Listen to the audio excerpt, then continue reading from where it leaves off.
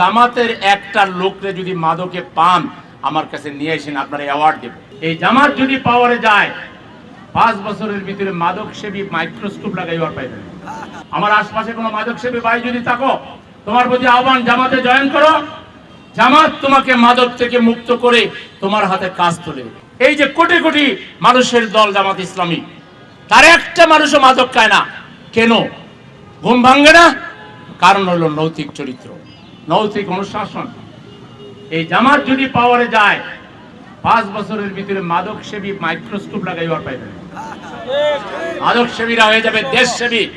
মাদক সেবীদের হাতে আমরা দেশ সেবার হাতিয়ার তুলে দেব ইনশাআল্লাহ। তাদেরকে মেইন স্ট্রিমে নিয়ে আসবো। আজকে কিশোর গ্যাং, এই কিশোর গ্যাং এত সাহসী, এদেরকে আমরা সমাজ গঠনের কাজে কর্মসংস্থান দিয়ে দিব। এলাকায় এলাকায় আইটি ফ্রিল্যান্সিং হাব করে দিব। বড় বড় বিল্ডিং এ এয়ার কন্ডিশন থাকবে, সেন্টার এয়ার কন্ডিশন, যুবকরা বসে পাশে থাকবে। আবার ক্যাফেটেরিয়া, একটু একটু করে জুস খাবে, স্যান্ডউইচ খাবে, এটা খাবে সেটা খাবে, আর বসে বসে বসে সারা ওয়ার্ল্ডে রিমোট জব যেগুলো আছে বাংলাদেশ থেকে বসে ফরেন কারেন্সি নিয়ে আসবে। আপনারা কিভাবে যুব সমাজের কাজে লাগাইতে সেটাও জানেন না।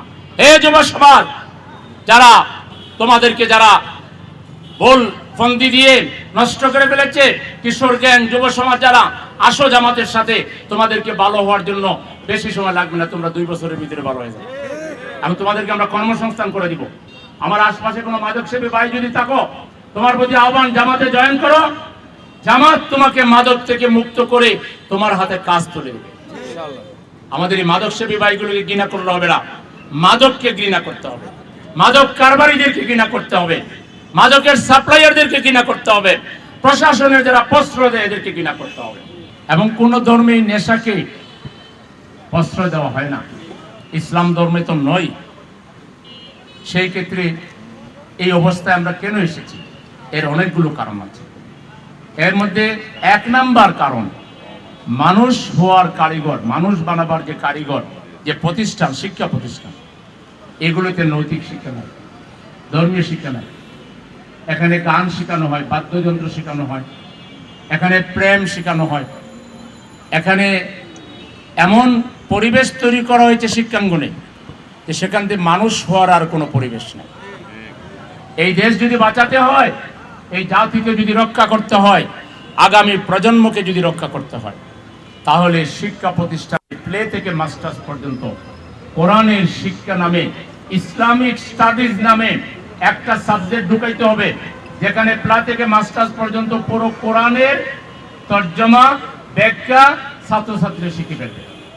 একবার করে দেখেন, 5 বছরের জন্য একবার বাংলাদেশের শিক্ষা ব্যবস্থায় প্লে থেকে মাস্টার্স পর্যন্ত 30 পারা কোরআনের বিভিন্ন ভাগ করে করে করে আপনি শিখান, রাসূলের হাদিস শিখান, সাহাবায়ে কেরামের চরিত্র শিখান, তাদের ইতিহাস পড়ান, 4 খলিফার ইতিহাস পড়ান, নবী মুহাম্মদ রাসূলুল্লাহ সাল্লাল্লাহু আলাইহি ওয়াসাল্লামের জীবন চরিত্র পড়ান।